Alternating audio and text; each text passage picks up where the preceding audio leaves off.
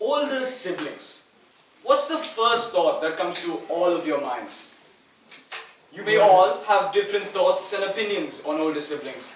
But to me, an older sibling is like a coin. A very short-tempered coin. On one side, they'll be loving, caring, always trying to be supportive. While on the flip side, they'll be absolutely ruthless, out for your head, and sometimes even throw a book at your eye.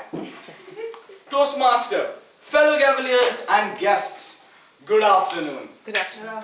If you hadn't guessed yet, I'm going to be talking about my older brothers and how life was and is under their reign.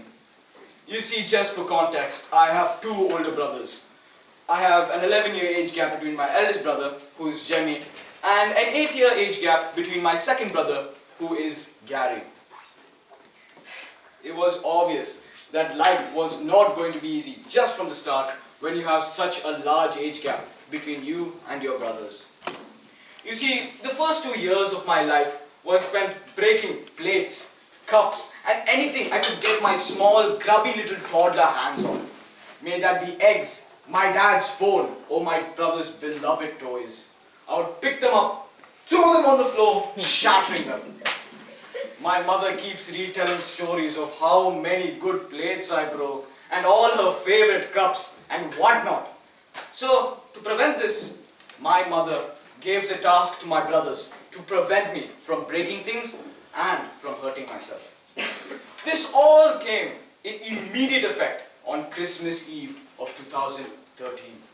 It was the 24th of December. Everyone was in Christmas jolly, singing carols, celebrating the festival. My mother was ironing clothes, and my brothers were on the bed right next to her, playing a game on her phone. I was crawling on the floor, and my mother had to leave for some odd reason. And she told my brothers, Gary, Jemmy, I swear if anything happens to that toddler, I will cancel everything for you guys. And can you guys get off that damn phone? Go get ready. And they walked, and my mother walked away. My brothers shrugged, and they just continued playing the game. My younger self started crawling towards a dangling wire. I felt attracted to this wire. And then I crawled towards it, and I grabbed it in my hands. Then I got curious. What if I pull this wire? So I did. I pulled this wire with all my strength, and something came down like a reward, and it fell right on my hand. It was like a hot reward, almost like it was burning my skin. And if you hadn't guessed, it was the iron, and it was there, smoking and sizzling my hand. And obviously, I screamed with such terror, my whole family came running down. Christmas was ruined. My brothers could not hear the end of it, and how irresponsible they were.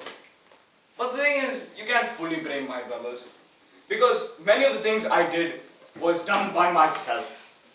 You see, when I was younger, I used to have this thing called the birthday curse. Well, that's what my family called it. It was when I would always break something on the day of my birthday, or maybe a few days before. May that be plates or cups. But the thing is, who cares about plates? Am I right? But the worst thing I broke during that period was my TV on my 6th birthday. It was the 19th of May. I was waiting for my brother to come back from school. And as soon as he entered the house, I started screaming at him and started chasing him with a toy sharpener.